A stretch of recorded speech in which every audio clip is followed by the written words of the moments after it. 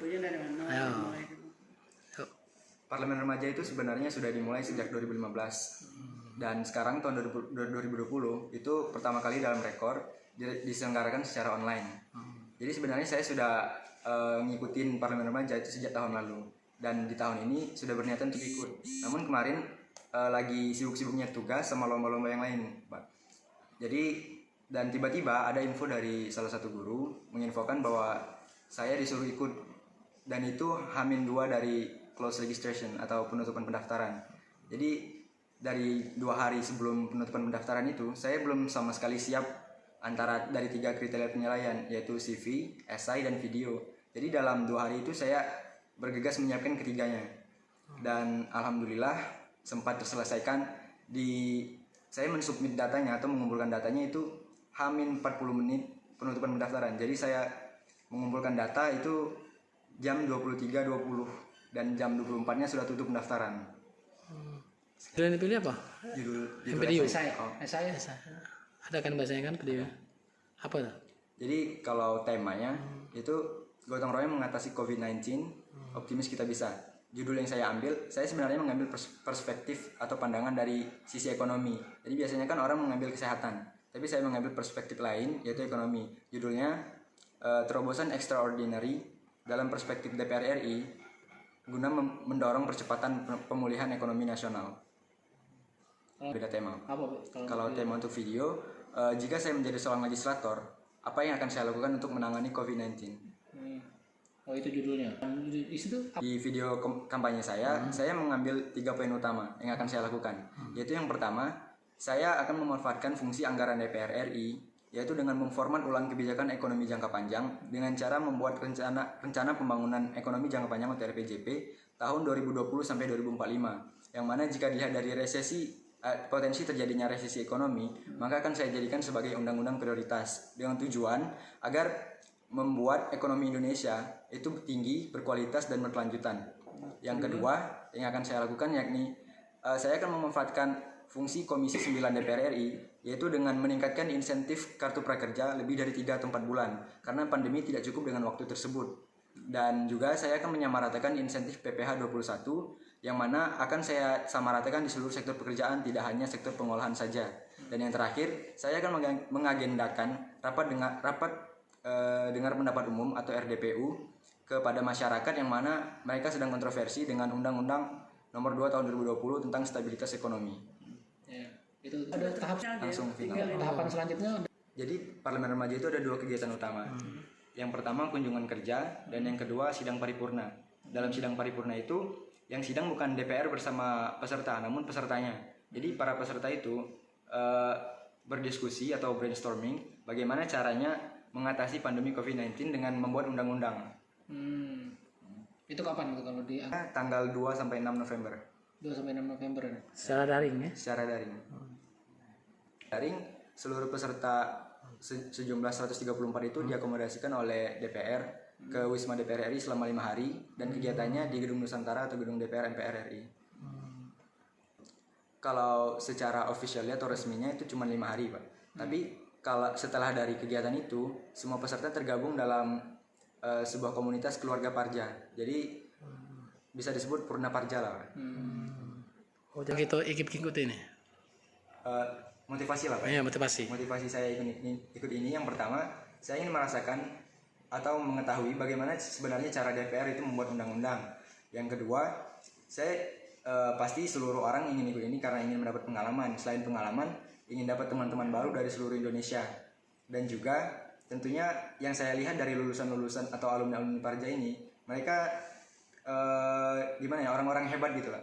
Ada yang kuliah ke luar negeri, ada yang jadi bekerja di tempat instansi pemerintahan. Pokoknya sertifikatnya mungkin akan sangat berguna di masa depan. DPR. Kalau dukungan Kalau dukungan dari keluarga saya sangat mendukung, terutama ayah saya kan seorang anggota dari partai, mungkin banyak kenalan dari DPR, dari partai. infonya dari mana? Ayo. Mulai dulu.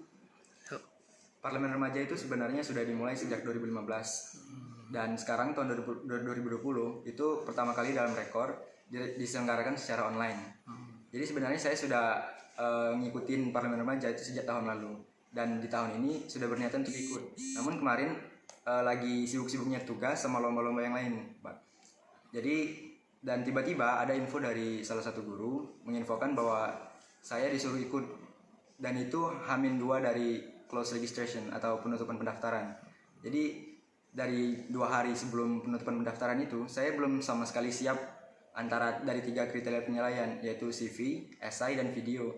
Jadi dalam 2 hari itu saya bergegas menyiapkan ketiganya, dan alhamdulillah sempat terselesaikan. Saya mensubmit datanya atau mengumpulkan datanya itu H-40 menit penutupan pendaftaran. Jadi saya mengumpulkan data itu jam 23.20 dan jam 24-nya sudah tutup pendaftaran.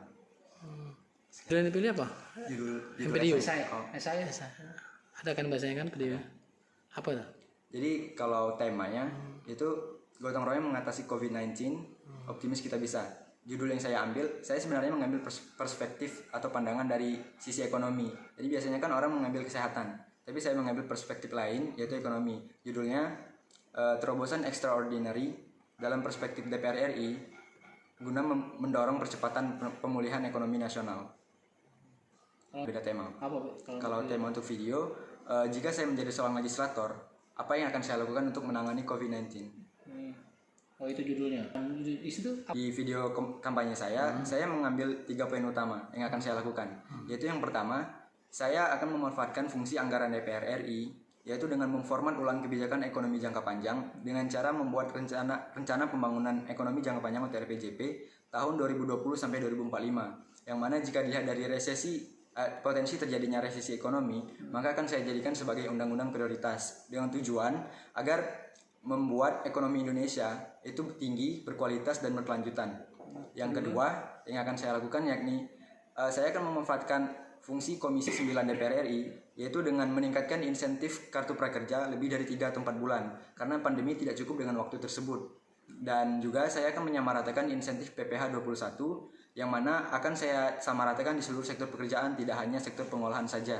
Dan yang terakhir, saya akan mengagendakan rapat dengar pendapat umum atau RDPU kepada masyarakat yang mana mereka sedang kontroversi dengan Undang-Undang Nomor 2 Tahun 2020 tentang stabilitas ekonomi.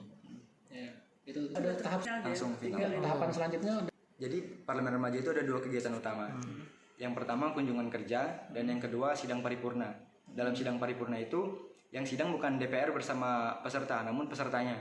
Jadi para peserta itu berdiskusi atau brainstorming bagaimana caranya mengatasi pandemi COVID-19 dengan membuat undang-undang.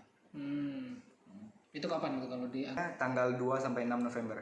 2 sampai 6 November ya? Secara daring ya? Secara daring.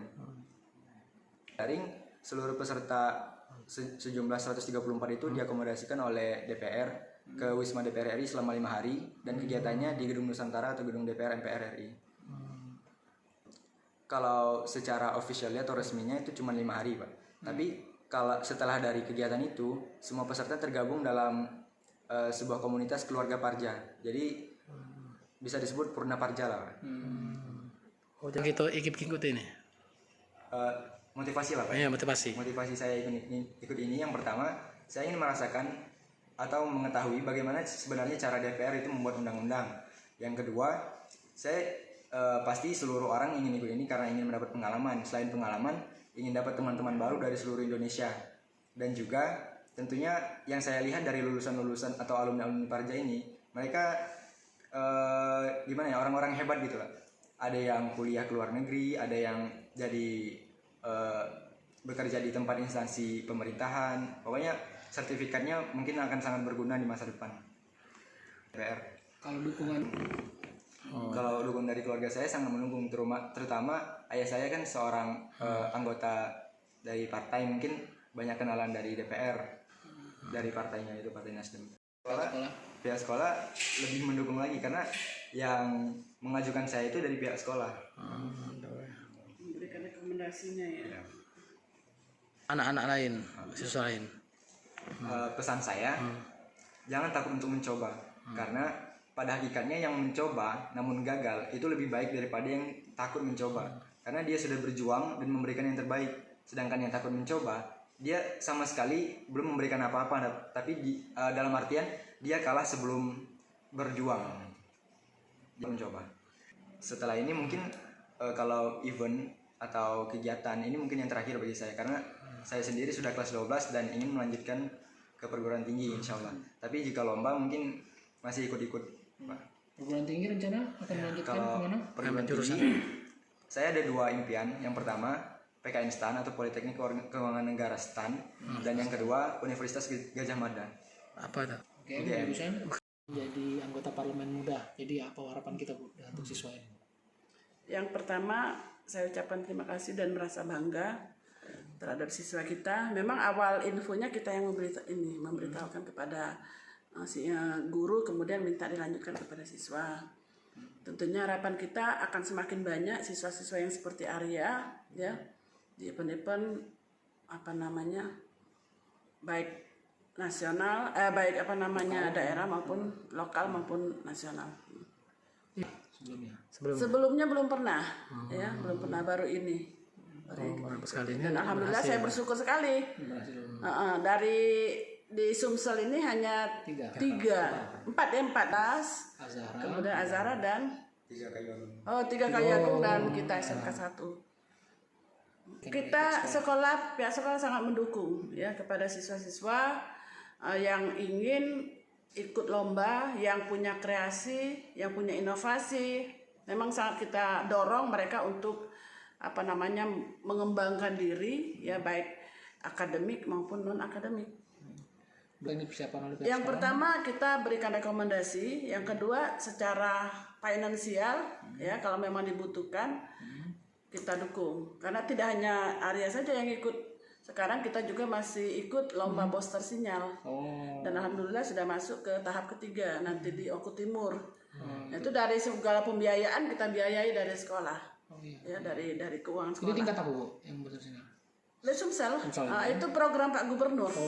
Program besar dari Pak Gubernur untuk anak SMK. Kita lumayan Pak, kita lengkapin ya. Lengkap untuk IT ya. Hanya saja mungkin fasilitas olahraga kalau di bidang olahraga kan, karena kita juga masih membangun. Yang masih belum siap benar. Betul. Siapa? Siswa ini. Arya ini ya sangat aktif sekali. Bidang apa? OSIS apa? Di OSIS, di Rohis. Beliau sangat aktif. Dan dalam waktu dekat juga beliau sedang ikut seleksi untuk Olimpiade Akuntansi. Olimpiade internasional. Apa? Ya, Olimpiade Internasional bidang akuntansi juga. Bidang ekonomi. Sedang ya. Kita doakan semoga beliau juga. Kalau akuntansi itu nasional.